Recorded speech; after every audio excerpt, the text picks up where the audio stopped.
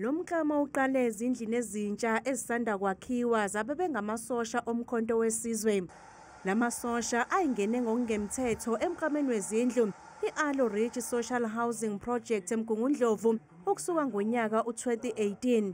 Kuqokwe usonkontileka ukufakela ke ugesi ophehlwa ngemisebe yelanga esikhathini esingunyaka.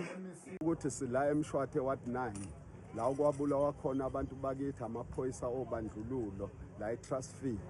And la ke safaka lapho khona amasosha izindlu njoba esehlala khona la ebesiwakhiphe Aloe Ridge. uThulani Magwaza oneminyaka engama-56 ungabanye babantu abazuze kulolu hlelo logesi ophehlwe ngemisebe yelanga. Wabe yingxenye yomzabalazo wenkululeko eNingizimu Afrika kanti futhi uyingxenye yamasosha angu-5,000 azozuza. Ngijabule kakhulu ngoba manje benginesisuksezi esibi kabi la. Ngakwazi nanokubuka ama-TV nokuthatha. Sengikwazi nokuthatha manje kudlala nefriji likhona. uNkosi umemezele ukuthi zonke izindlu zemxhaso kahulumeni KwaZulu-Natal zizofakelwa ugesi ophehlwa ngamandla emisebe yelanga. Lo msebenzi uzodla ke imali engu-20,300 wamarandi indlu ngayinye.